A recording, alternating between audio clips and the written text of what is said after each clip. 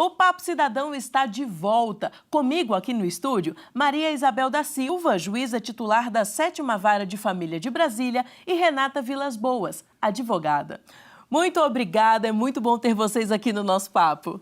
Eu que agradeço o convite, também é uma honra estar presente e para que possamos sanar as eventuais dúvidas dos seus ouvintes que estão aqui assistindo o seu programa.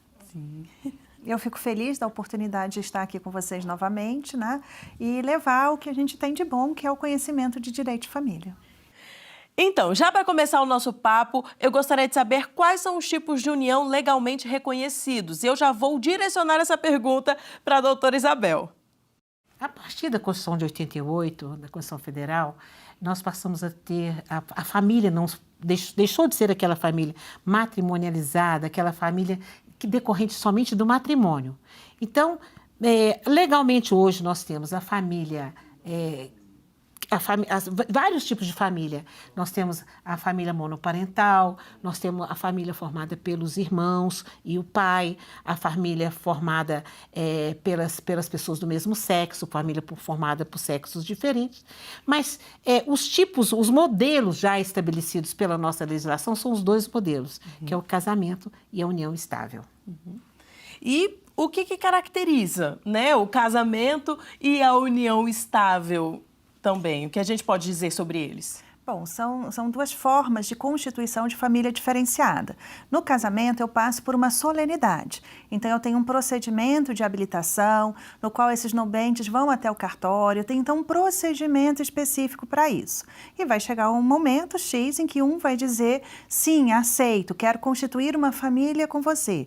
Então, a base do casamento começa com uma forma prevista no ordenamento jurídico. Então, casamento está sempre ligado com forma.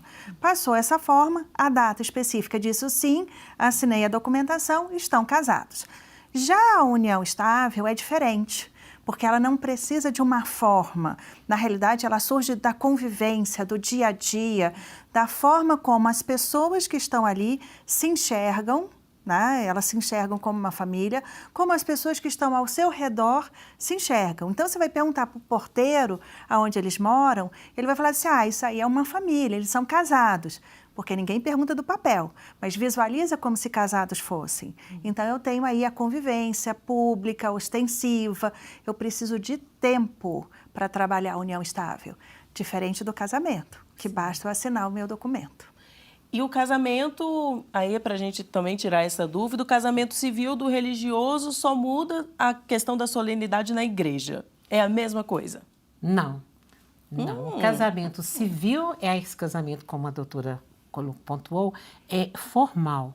Tem uma forma pré-estabelecida em lei. Então, as pessoas, os interessados, quer dizer, aquela manifestação de vontade de estabelecer uma comunhão plena de vida, que é comum na união estável também e no casamento, né? Ela tem que ser formalizada perante com um procedimento de habilitação, como aconteceu.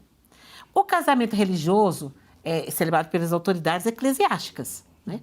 Então, as pessoas vão ali, também há um procedimento lá perante as igrejas, seja lá qual a religião que for, e é feito um casamento, é celebrado um casamento religioso, mas ele não tem efeitos civis. Para a gente continuar a nossa conversa, chamar uma pergunta que nós recebemos do Instagram, que é a pergunta da Souza Lígia. Como realizar a participação final nos aquestos? Nós temos o regime da comunhão parcial, o regime da separação de bens e o regime da separação, da comunhão e da comunhão universal de bens e o da participação final dos aquestos. São os 4 regimes que nós temos, né? Que podem ser adotados durante o casamento. Ou na união estável também, porque na união estável você pode declarar também qual regime que você quer adotar para as relações patrimoniais da união. Quer dizer, o que vai ser quando separarem, como serão divididos os bens. É isso, como serão partilhados os bens. Então, esses são os efeitos patrimoniais do casamento, efeitos patrimoniais da união. Serão averiguados ao fim da sociedade conjugal, né? Ao fim da união estável, ao fim do casamento. Pois bem, nesse regime da participação final dos aquestos, né? esse resultado que vai ter dessa relação é mais uma relação patrimonial, né? As pessoas vai apurar do que levaram para o casamento, tanto de bens particulares quanto dos bens adquiridos na união. Eles vão levar, vão apurar o que ficou, o que foi que sobrou, o lucro, o que sobrou daquilo tudo. E tem umas regras específicas para isso. Você tem que tirar os bens particulares, os que foram adquiridos em subrogação daqueles particulares, quer dizer, o antes do casamento, né? E também as dívidas desses bens. Então, no final, você pega tudo que tem, tira isso e nós vamos apurar aqui o que sobrou. Apurando o que sobrou é que nós vamos dividir. Se essa parte eu posso, nesse regime, os bens adquiridos em nome de cada um, pode ficar registrado em nome de cada um. E pode também ter bens adquiridos em nome do casal. Mas é meio confuso. Estou tentando acompanhar. Porque durante o casamento, aplica-se, é o regime híbrido, aplica-se o regime da comunhão parcial. Sim. E os bens adquiridos. Mas as partes se comportam como se fosse um regime de separação de bens. Porque eles têm a livre administração de seus bens, mesmo aqueles adquiridos em seu nome durante o casamento. Nós temos mais uma pergunta do Instagram. Dessa vez é da Dan Santos. Atualmente, a união estável garante os mesmos direitos do casamento na partilha dos bens? Veja, na partilha dos bens, o resultado vai ficar o mesmo. Aí eu faço a equiparação entre a união estável e o casamento.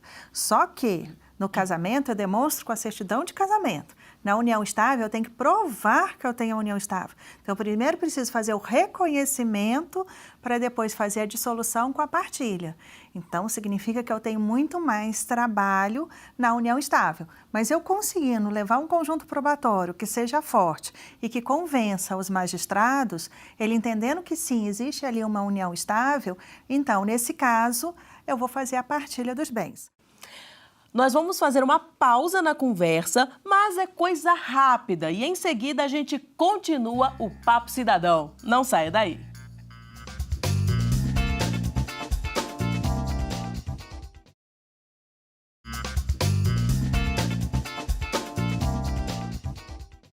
Estamos de volta com o Papo Cidadão. Comigo aqui no estúdio, a advogada Renata Vilas Boas e a juíza titular da 7ª Vara de Família de Brasília, Maria Isabel da Silva. Voltando à nossa conversa, o que caracteriza a união estável? Está lá no artigo 1723 do Código Civil, né? Uma união tem que ser duradoura, contínua, com propósito de constituição de família. Então, e ostensiva. As pessoas têm que reconhecer que a união estável existe, que eles vivem como se casados fossem. Aliás, até essa pergunta que a gente faz para as testemunhas. Olha, você os reconhece como marido e mulher? Nós perguntamos para as testemunhas. Sim. Outros, não, eu nunca vi. Outros, quando falam assim, não, eu nunca vi junto. Eles não, lá na rua eu só vejo ele passando, eu nunca vi os dois passando na rua, eu não vejo, eles não frequentam restaurante, não frequentam a comunidade. Então, se a comunidade não os vê como marido e mulher, não é uma união estável. Diferentemente do casamento, né, doutora? Que basta a certidão.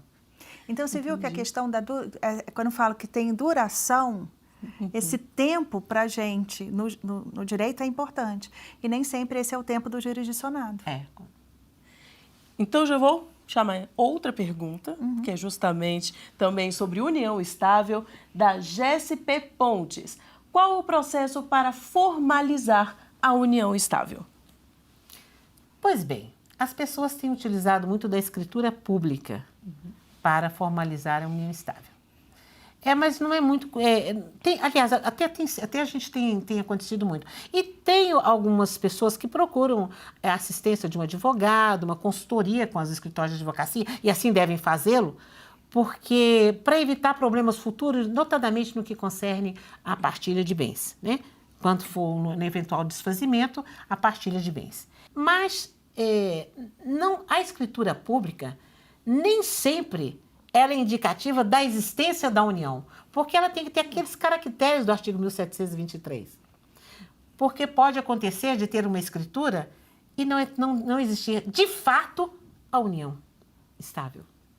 Por conta daqueles pontos, né? Não Pode existir a reconhece escritura, mas não existia de fato a união estável, essa convivência pública, não é? Duradoura, com o objetivo de constituição de família. É uma emulação, às vezes pode acontecer isso, certo? Uma simulação de união estável pela escritura. Mas lembrando e reforçando o que a doutora Maria Isabel colocou aqui, a escritura pública ela é declaratória, você declarou aquilo ali. Não quer dizer que realmente, no caso concreto, exista uma união estável. E quando você tem um documento que foi feito numa data X, passado 10 anos, não quer dizer que aquele documento abarcou os 10 anos para frente. Entendeu? Olha, então eu fui no cartório, fiz uma escritura pública declaratória em 2010. Nós estamos em 2019. Essa escritura diz que em 2010 eu tinha uma união estável. Ela não está dizendo que em 2019 eu tenho uma união estável. Eu continuo nessa união, né? Exato. Então, olha só, eu tenho um lapso temporal aí de 2010 a 2019. E aí, quando eu estiver lá com a doutora Isabel, que ela vai perguntar, e esses anos, como é que foi? O que aconteceu? Contínua, né? Contínua, união, contínua e duradoura. Ela vai me perguntar isso para mim. Entendeu? Entendi. Então, eu tenho sempre que pensar que a união estável, ela tem que perdurar no tempo. E eu preciso provar isso. Nós temos uma pergunta agora do Renato Santos. E ele mandou essa pergunta por um vídeo pelo WhatsApp. Vamos ver. Olá, eu me chamo Renato e falo aqui de Brasília. Gostaria de tirar a seguinte dúvida. O contrato pré-nupcial só pode ser feito em casamento ou também em união estável? O contrato pré-nupcial é o pacto antinupcial, que é pro casamento, e aí eu posso fazer numa escritura pública para a união estável também. Tudo que eu falar pro casamento em termos de pacto antinupcial, eu posso utilizar para a união estável. Eu não vou chamar de pacto antinupcial, mas vou fazer numa escritura pública, né, num cartório, trazendo esse conteúdo, dizendo como deve ser tratado o regime de bens, qual é a escolha, e pode ser o regime híbrido ou então as formas já pré-existentes.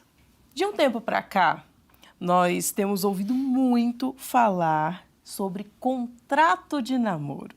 Para que serve um contrato de namoro? Por que existe, né, o contrato de namoro? A gente tem ouvido tanto falar agora sobre o contrato de namoro. Veja, a ideia do contrato de namoro não é burlar a existência de uma união estável. Não é esse o objetivo, né? Então, isso tem que ficar bem claro. A ideia da existência de um contrato de namoro é prevenir se evolui para uma união estável. O que a gente está dizendo? Hoje nós temos um namoro. Né? E pode ser que vá para uma união estável. E se caminhar para uma união estável, como é que eu quero que essa união estável seja? E aí a gente já estipula qual o tipo de regime de bens que vai ocorrer na união estável, se ela ocorrer. Esse que se tornou o objetivo do contrato de namoro. Alguns vieram com a ideia de, se eu fizer um contrato de namoro, isso nunca vai virar união estável. Não. A união estável tem as suas características e preenchidas elas, não consigo desfazer ou falar, não, é um contrato, é um namoro. Por quê? Nós temos o que aí o STJ chamou de namoro qualificado, né? E que nesse caso específico era um namoro muito intenso, era um namoro em que as pessoas estavam muito presentes uma na vida do outro e parecia que era uma união estável. Tá? Então, depois disso, passou a ser um marco e a gente começou a fazer o contrato de namoro. Por quê? Eu quero separar. Enquanto eu estou namorando, não existem efeitos patrimoniais. Mas na hora que eu entro na união estável, existem os efeitos patrimoniais. Então, com um contrato de namoro, o que a gente diz?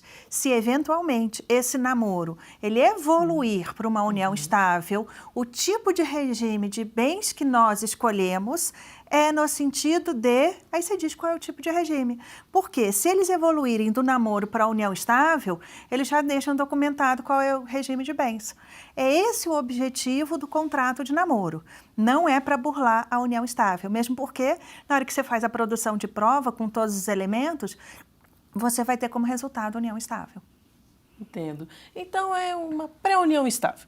né? Vamos dizer assim? Seria um pré-contrato de união estável. Entendi. Você já está dizendo, se antecipando, se eventualmente a gente tiver uma união estável, o regime de bens é de separação total, ou o regime de bens é de comunhão parcial. Você vai estar dizendo. Mesclas, né? As nossas Você vai estar dizendo isso. Então, você passa a ter uma segurança naquele relacionamento, porque o início a gente nunca tem certeza. E como a gente não sabe, né, qual é essa data, esse marco zero, e eu vou falar, a maioria das vezes, na cabeça de um e do outro, esse marco zero é diferente. São datas ou eventos distintos. E aí fica difícil para a gente... porque se os dois não têm certeza, imagina então as testemunhas, como é que eu vou fazer essa produção de prova para o judiciário se nem os próprios conviventes têm certeza daquilo. O nosso papo está muito bom, mas infelizmente o nosso tempo acabou. Eu agradeço muito a presença de vocês aqui no Papo Cidadão. Eu que agradeço o convite. Muito obrigada. Obrigada, doutora Renata. Obrigada pelo convite.